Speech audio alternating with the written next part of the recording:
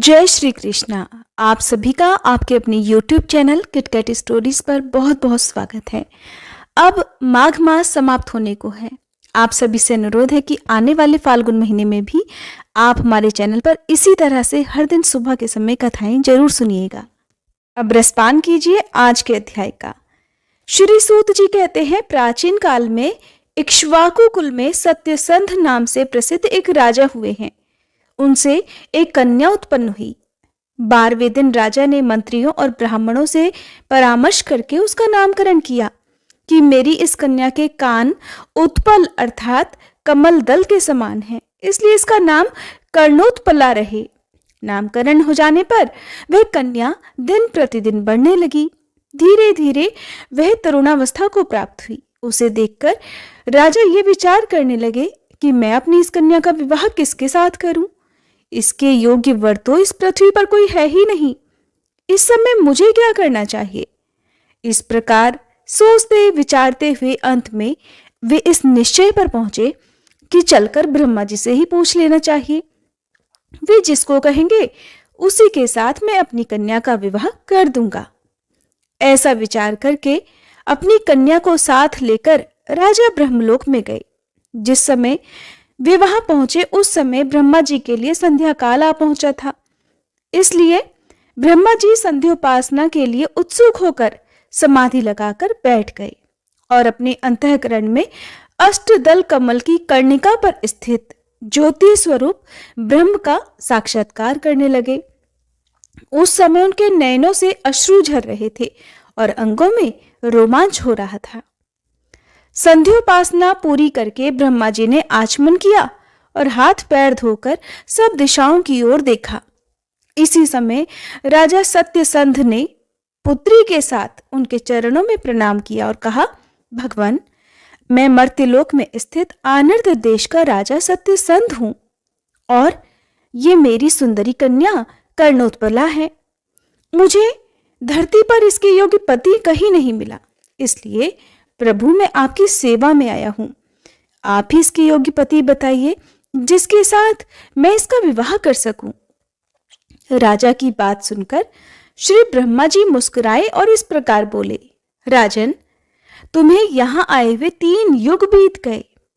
तुमने पहले पृथ्वी पर जिन जिन लोगों को देखा था वे सब तो काल के गाल में चले गए। अब पृथ्वी पर दूसरी ही सृष्टि है। अब तुम अपनी कन्या के साथ यहीं रहो। भूलोक में तुम्हारे जो पुत्र पौत्र भाई बंधु सेवक आदि थे उन सब की तो मृत्यु हो चुकी है। तब जो आज्ञा कहकर राजा वहीं ठहर गए। ये देखकर उनकी पुत्री ने रोते हुए कहा, पिताजी, मैं तो वहीं जाऊंगी जहां मेरी माता हैं, सखियां हैं, इसलिए आप शीघ्र ही वहां चलिए। तब राजा के मन में अपनी पुत्री के प्रति अपार स्नेह उमड़ आया और उसे साथ लेकर वे अपने देश को वापस लौटे। वहां गए तो देखते हैं कि जहां पहले स्थल था अब वहां पर जलाशय लहराते हैं और जहां जल था उस स्थान में दुर्गम स्थल प्रदेश दिखाई दे रहे हैं। उस देश में और ही लोग थे और ही प्रकार के धर्म प्रचलित हो गए थे। वे पूछने पर भी किसी के साथ कोई भी संबंध का अनुभव कर ही नहीं पा रहे थे। मर्त्यलोक की वायु का स्पर्श होते ही वे दोनों वृद्धावस्था से ग्रस्त हो गए। उस समय राजा ने पूछा कि यहाँ का राजा कौन है, ये देश कौन सा है और ये नगर कौन सा है। तब वहां के लोगों ने बताया कि इस देश का नाम तो आनर्त है। धर्मा के बृहद्वल इस देश के राजा हैं। ये प्राप्तिपुर नगर है और साबरमती अर्थात साबरमती नदी यहाँ पर बह रही है। इसी का ये गर्ता नाम से प्रसिद्ध तीर्थ है जहाँ शांत जितेंद्रिय श्रेष्ठ गुणों में तत्पर तपस्या में लीन महान सौभाग्यशाली तथा स्नान और जप में लगे हुए ये मुनिगण निवास करते हैं। ये सुनकर राजा सत्यसंध अपनी कन्या के साथ दुख शोक से आतुर होकर फूट फूट कर रोने लगे। उन दोनों वृद्धों को रोते देखकर दयावश वहां आसपास के सभी लोग एकत्र हो गए और पूछने लगे, बूढ़े बाबा, तुम इस वृद्धा के साथ दुख से पीड़ित होकर क्यों रो रहे हो? क्या तुम्हारी कोई प्रिय वस्तु नष्ट हो गई है? तब राजा ने कहा, मैं ही पहले इस आनर्त देश का राजा था और मेरा नाम सत्यसंध है और ये मेरी पुत्री कर्णोत्पला है। मैं इसके विवाह के निमित्त वर का निश्चय करने के लिए ब्रह्मा जी से पूछने के उद्देश्य से यहाँ से ब्रह्मलोक को गया था। वहां 2 घड़ी मुझे ठहर जाना पड़ा। उसके बाद जब लौटकर यहाँ आया तो इस पृथ्वी पर सब कुछ बदला हुआ देख रहा हूं। ये सुनकर वहां के लोगों ने राजा बृहद्वल के पास जाकर सारा वृतांत कह सुनाया।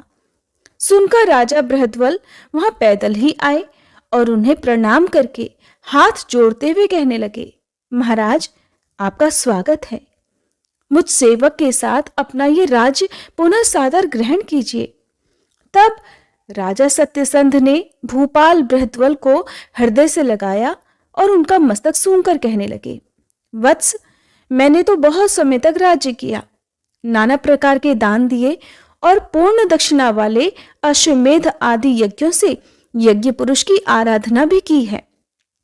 अब इस पुत्री के साथ तपस्या करूंगा जिससे इसको पुनः पूर्ववत तरुणावस्था प्राप्त हो जाए।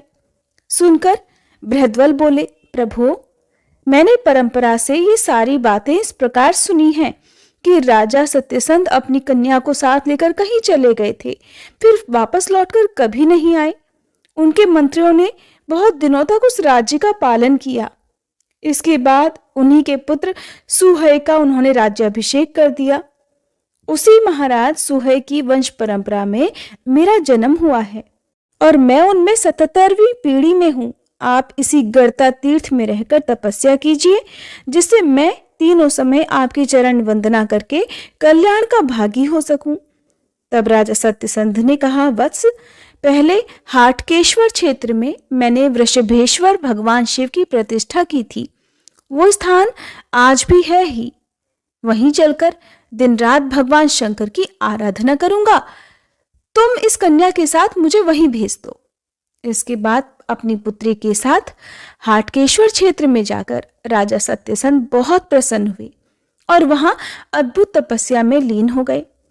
कर्णोत्पला किसी पवित्र जलाशय के तट पर श्रद्धा पूर्वक पार्वती जी की स्थापना करके वहीं तपस्या करने लगी।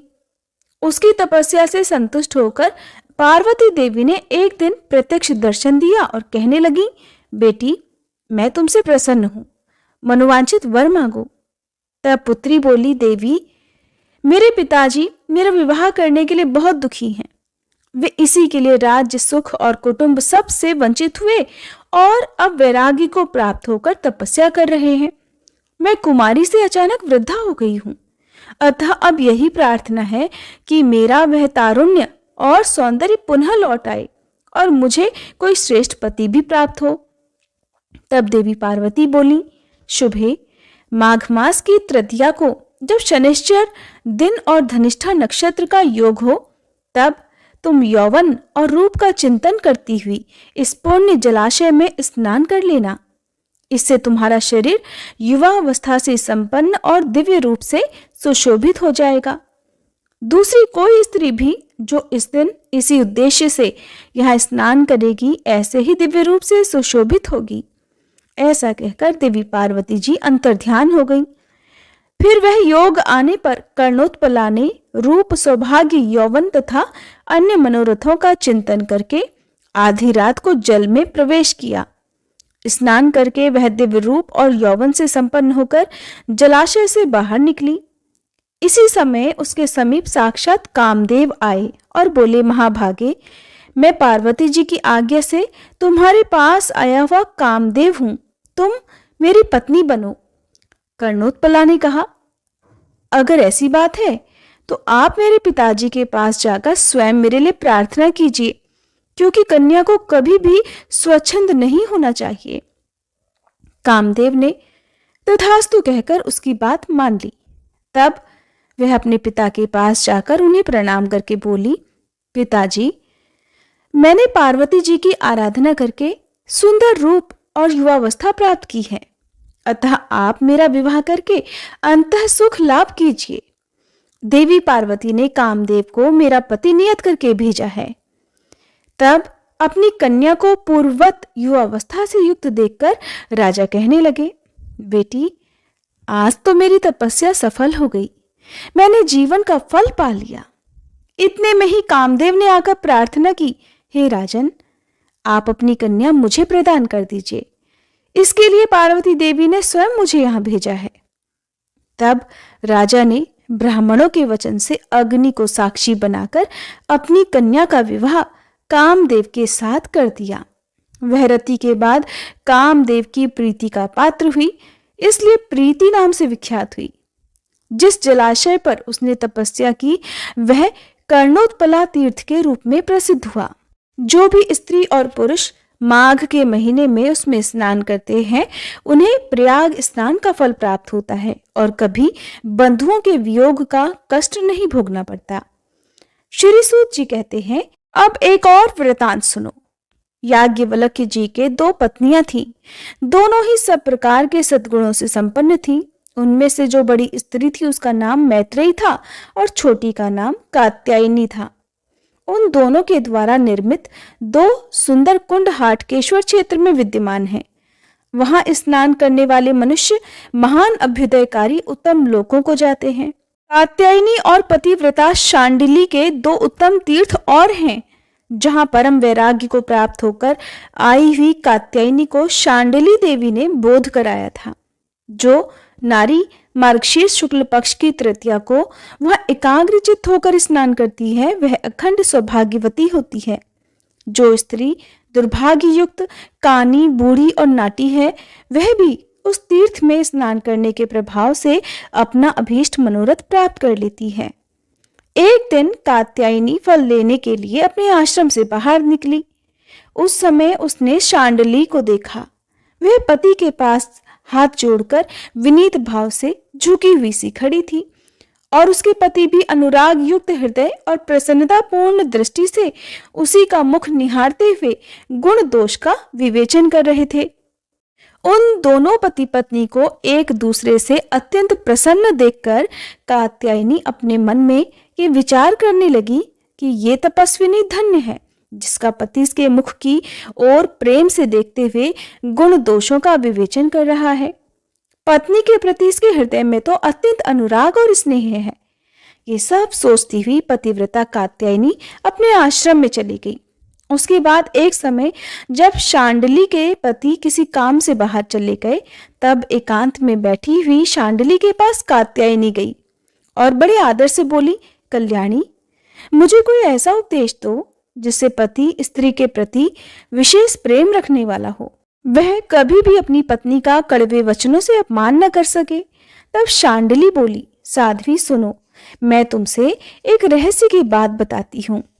मेरे पिता मुनिवर शांडिल्य जब नई अवस्था के थे तब कुरुक्षेत्र में आश्रम बनाकर रहते थे। वहीं पर मैं उनकी इकलौती कन्या उत्पन्न हुई। उस तपोवन में ही मैं क्रमशः बड़ी हुई और होम के समय पिताजी की यथायोग्य सेवा करती रही। प्रतिदिन उनके लिए निवार आदि धान्य लाया करती थी। एक समय मेरे पिता के आश्रम में मुनिश्रेष्ठ नारद जी आए। मैंने पिताजी की आज्ञा से उनके पैर धोकर स्नान आदि कराया और उनकी थकावट दूर की। भोजन के अंत में जब मुनि सुख से विराजमान हुए तब मेरी माता ने उनसे विनय पूर्वक पूछा, हे मुनिवर, ये हमें एक कन्या पैदा हुई है जो हमें प्राणों से भी अधिक प्यारी है। अतः इसके लिए कोई सुखदायक पति प्राप्त हो ऐसा उपाय बताइए। कोई व्रत, नियम, होम, मंत्र हो तो बताइए जिसके करने से इसको कोमल स्वभाव वाला सद्गुणी पति प्राप्त हो, जो प्रिय बोलने वाला तथा पर स्त्री से विमुख रहने वाला हो। मेरी माताजी का ये वचन सुनकर नारद जी कहने लगे कि हाटकेश्वर क्षेत्र में पंचपिंडा गौरी हैं जिनकी स्थापना स्वयं पार्वती देवी ने की है। उन्हीं पंचपिंडा गौरी की ये 1 वर्ष तक प्रत्येक तृतीया को अत्यंत श्रद्धा के साथ पूजा आराधना करे। इस प्रकार वर्ष समाप्त होने पर ये यथा योग्य पति प्राप्त कर लेगी। ऐसा कहकर माता से विदा लेकर मुनि श्रेष्ठ नारद जी प्रसन्नता पूर्वक तीर्थ यात्रा को चले गए। ये वृतांत सुनाकर शांडिली ने कहा, हे कात्यायनी, कुमारी होते हुए भी मैंने नारद जी की आज्ञा से उत्तम पति की इच्छा रखकर मार्गशीर्ष मास से आरंभ करके 1 वर्ष तक प्रत्येक तृतीया को भक्तिपूर्वक पंचपिंडा गौरी की आराधना की और गंध माल्य अनुलेपन तरह तरह के दान और नैवेद्य आदि के द्वारा उनका पूजन किया। उसी के प्रभाव से मुझे ये जैमिनी नाम वाले श्रेष्ठ द्विज पति रूप में प्राप्त हुए हैं। अतः कल्याणी, तुम भी इन पंचपिंडा गौरी की पूजा करो, इससे तुम्हें उत्तम सौभाग्य की प्राप्ति होगी। शांडिली का कथन सुनकर कात्यायनी ने उसे प्रणाम किया और प्रसन्नतापूर्वक अपने घर लौट आई। मार्गशीर्ष मास आने पर तृतीया तिथि को शुभ दिन में कात्यायनी ने गौरी देवी का पूजन किया और 1 वर्ष तक वह इस नियम का पालन करती रही। उसने मिष्ठान आदि सरस भोजनों से गौरी देवी को तृप्त किया। फिर वर्ष पूरा होने पर उसके पति याज्ञवल्क्य स्वयं उसके पास आए और प्रेम पूर्वक बोले, शुभे, चलो चलो अपने घर चलें। ऐसा कहकर वे कात्यायनी का दाहिना हाथ पकड़कर उसे अपने घर लिवा ले गए और मैत्रेयी के साथ जैसा उनका बर्ताव था वैसा ही बर्ताव वे कात्यायनी के साथ भी करने लगे। उसके बाद कात्यायनी से उन्होंने एक गुणवान पुत्र उत्पन्न किया जिसका नाम कात्यायन था।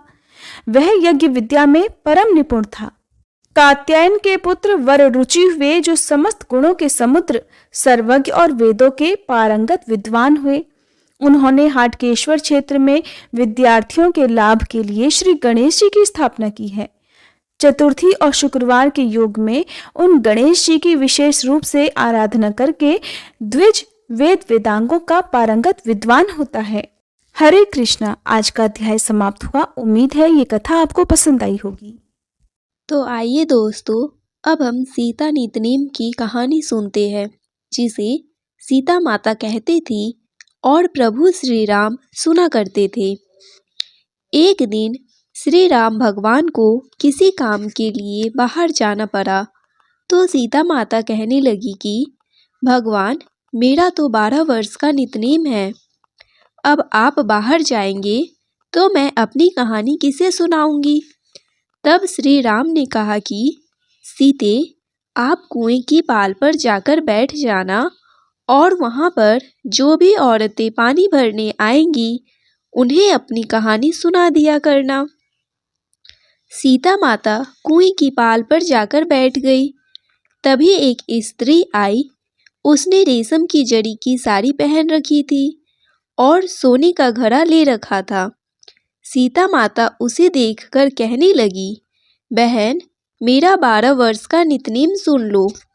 पर वह स्त्री बोली कि मैं तुम्हारा नितनेम सुनूंगी तो मुझे तो घर जाने में देर हो जाएगी और मेरी सासू मुझसे झगड़ा करेगी। इसलिए उसने कहानी नहीं सुनी और अपने घर चली गई। लेकिन उसके घर जाते ही उसकी रेशम जड़ी की साड़ी फट गई। सोने का घड़ा मिट्टी के घड़े में बदल गया। सासू ने देखा तो पूछा, अरे बहू, यह किसका दोष लेकर अपने सिर आ गई है। बहू बोली, माँ जी, कुएं पर एक औरत बैठी थी। उसने अपनी कहानी सुनने के लिए कहा, लेकिन मैंने नहीं सुनी। शायद उसी का यह फल मुझे मिला है। बहू की बात सुनकर अगले दिन वही साड़ी और वही घड़ा लेकर सास कुएं की पाल पर गई। सास को वहीं पर सीता माता बैठी मिली तो माता सीता ने कहा, बहन, मेरी कहानी सुन लीजिए। सासू बोली, एक बार छोड़, मैं तो 4 बार कहानी सुन लूंगी। तब सीता माता बोली, राम आए, लक्ष्मण आए, देश के पुजारी आए, नित नेम का नेम लाए। आओ राम, बैठो राम, तभी रसोई जीमो राम। माखन मिश्री खाओ राम, दूध बतासा पियो राम। सुत के पल का मोठो राम, साल दुसाला पोठो राम, साल दुसाला ओढ़ो राम। जब बोलू राम ही राम, राम सवारे सबके काम। खाली घर भंडार भरेंगे, सबका बेड़ा पार करेंगे। बोलो श्री राम, जय राम, जय जय राम। सासू बोली, बहन, कहानी तो बहुत अच्छी लगी। फिर कहानी सुनकर सासू घर चली गई और उसकी साड़ी फिर से रेशम जड़ी की बन गई। मिट्टी का घड़ा फिर वापस से सोने के घड़े में बदल गया। बहू ने देखा तो कहने लगी, सासू माँ, आपने यह सब कैसे किया। सासू बोली, बहू तू दोष लगाकर आई थी और मैं अब दोष उतार कर आ रही हूँ। बहू ने पूछा कि माँ जी वह कुएं वाली स्त्री कौन है? सासू ने बताया कि वह तो सीता माता थी। वह पुराने से नया कर देती है, खाली घर में भंडार भर देती है। वह लक्ष्मी जी का वास घर में कर देती है और मनुष्य की जो भी इच्छा हो उसे पूर्ण कर देती है। बहू बोली, माँ जी फिर तो ऐसी कहानी मुझे भी सुना दो। सासू बोली कि ठीक है, तुम भी सुनो। फिर सास ने कहानी शुरू की।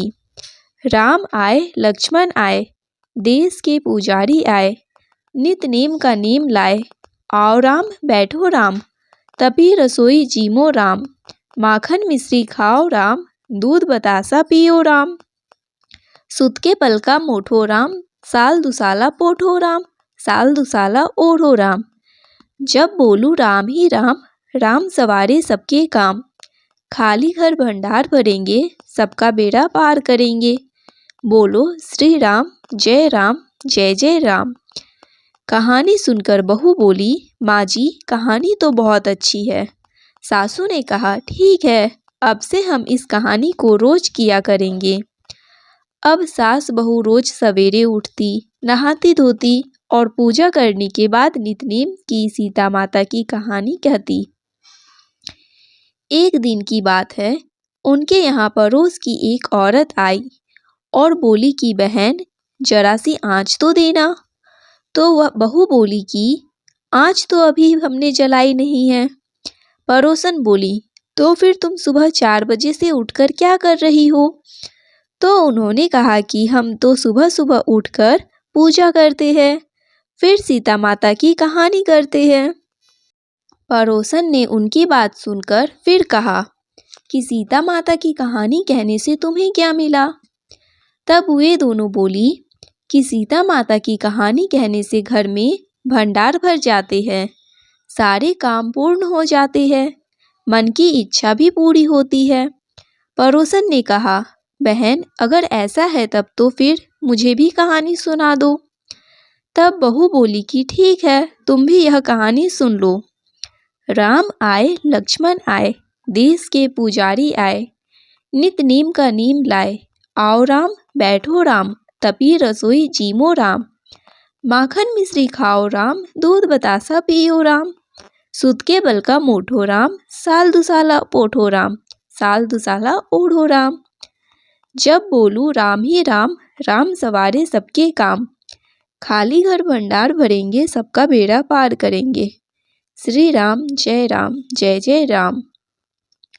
पड़ोसन ने इस कहानी को सुना तो कहने लगी, बहन कहानी तो बहुत अच्छी लगी। अब वह पड़ोसन भी नितनेम सीता माता की कहानी कहने लगी। कहानी कहने से सीता माता ने पड़ोसन के भी धन के भंडार भर दिए। देखते ही देखते अब तो पूरे मोहल्ले में नितनेम की कथा चल पड़ी और हर किसी की मनोकामना पूर्ण होने लगी। हे सीता माता, जैसे आपने उन सभी के भंडार भरे, वैसे हमारे भी भरना। कहानी कहने वाले, सुनने वाले और हुंकार भरने वाले सबके भरना। सभी प्रेम से बोलिए सीता मैया की जय। बंसी शोभित कर मधुर नील जलद तन श्याम। अरुण अधर जनु बिंब फल नयन कमल अभिराम। पूर्ण इंद्र अरविंद मुख पीतांबर शुभ साज। जय मनमोहन मदन छवि कृष्ण चंद्र महाराज। जय यदुनंदन जय जगवंदन जय वासुदेव देवकी नंदन। जय यशोदा सुत नंदन दुलारे। जय प्रभु भक्तन के सतहतारे। जय नट नागर नागन थैया कृष्ण कन्हैया धेनु चरैया। पुनि नख पर परुपु गिरिवर धारो। आओ दीनन कष्ट निवारो। आओ दीनन कष्ट निवारो। वंशी मधुर अधर धरि टेरो। होवे पूर्ण विनय यह मेरो। होवे पूर्ण विनय यह मेरो। आओ हरि पुनि माखन चाखो। आज लाज भारत की राखो। गोल कपोल चिंबुक अरुणारे मृदु मुस्कान मोहिनी डारे मृदु मुस्कान मोहिनी डारे। रंजित राजीव नयन विशाला मोर मुकुट वेजंती माला। कुंडल श्रवण पीत पट आछे कटि किंकिनी काछ निकाछे। नील जलज सुंदर तनु सोहे छवि लखी सुर नर मुनि मन मोहे। मस्तक तिलक अलग घुंघराले आओ कृष्ण बांसुरी वाले। करी पय पान पूत नहीं तारियो अका बका कागा सुर मारियो। मधुवन जलत अग्नि जब ज्वाला मैं सीतन लखतन ही नंदलाला। सूरपति जब ब्रिज चढ़े रिसाई मसर धार वारी वरसाई। लगत लगत ब्रज चहन बाहायो गोवर्धन नखधारी बचायो। लखी यशोद्रा मन भ्रम अधिकाई मुख मह चौहद भुवई दिखाई। दुष्ट कंस अति उद्यम मचायो कोटि कमल जब फूल मंगायो। नाथि कालहिनी तुम तिलीनहा चरण चिन्ह दे निर्भय किन्हे। करी गोपीन संग रास विलासा सबकी पूरन करी अभिलाषा। कीतिक महा असुर संहारयो कंस ही केस पकड़ी दे मारयो। मात पिता की बंदई छुड़ाई उग्रसेन कह राज दिलाई। वहीं से मृतक छयो सुत लायो मातु देव की शोक मिटायो। भौमासुर मुर दैत्य संहारी लाए शत दस सहस कुमारी। देवी मही तृण चीर संहारा जरा सिंधु राक्षस कह मारा। असुर बकासुर आर्दिक मारियो भक्तन के तब कष्ट निवारियो। दीन सुदामा के दुख डारियो तंदुल तीन मुठ मुख डारियो। प्रेम के साग विंदुर घर मांगे दुर्योधन के मेवा त्यागे। लखी प्रेम की महिमा भारी ऐसे श्याम दिन हितकारी। भारत के पारथ रथ हाके लिए चक्र कर नहीं बल थाके।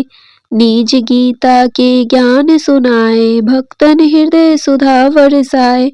मीरा थी ऐसी मत वाली विष पी गई बजा कर ताली। रान भेजा सांप पिटारी सालिग्राम बने बनवारी। निज माया तुम विधि ही दिखायो उड़ते संयम सकल मिटायो। तब सत निंदा करी तत्काला जीवन मुक्त भयो शिशुपाला। जब ही द्रौपदी टेर लगाई दीनानाथ लाज अब जाई। तुरत ही वसन बने नंदलाला बड़े चीर में भीरी अरि मुँह काला।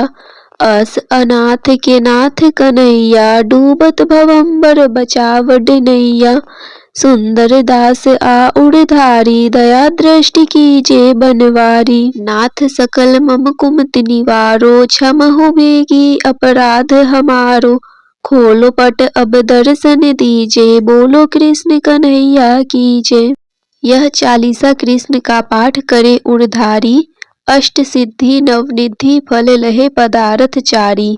इति श्री कृष्ण चालीसा संपूर्ण। श्री तुलसी चालीसा पाठ। जय जय तुलसी माता सब जग की सुखदाता। विष्णु प्रिय भवानी पूजत हरि हर ज्ञानी। नमो नमो तुलसी महारानी नमो नमो तुलसी महारानी। पाप नाशिनी पुण्य प्रदानी सब जग की हो सुखदानी। नमो नमो तुलसी महारानी सब जग की हो सुखदानी सब जग की हो सुखदानी। जय तुलसी जग की सुखदानी जय तुलसी जग की सुखदानी। पाप नाशिनी पुण्य प्रदानी सब जग की हो सुखदानी। पाप नाशिनी पुण्य प्रदानी सब जग की हो सुखदानी सब जग की हो सुखदानी। नर नारी जो तुलसी ध्यावे सब सुख संपत्ति पूर्ण पावे। लक्ष्मी रूप धरो तुम माता विष्णु प्रिय भव भव दाता। घर में तुलसी रहे निरंतर होए न दरिद्रता का अंतर। कृपा दृष्टि जब तुम कर देवी सब विपदा पल में हर लेती। तुलसी पूजन जो नर नारी करे सदा सुख संपत्ति भारी। कष्ट न आवे रोग न बाधा सदा रहे सुख सौख्य साधा। तुलसी माता की महिमा न्यारी महिमा गावे वेद पुरानी। राम नाम को करे प्रचार भक्तन को दे भव से पार। जो कोई तुलसी चालीसा गावे, भक्ति भाव से शीस नवावे, उसके घर सुख शांति आवे, कृपा तुम्हारी सदा लहावे। तुलसी माता की सदा करो वंदना, शीस नवाए।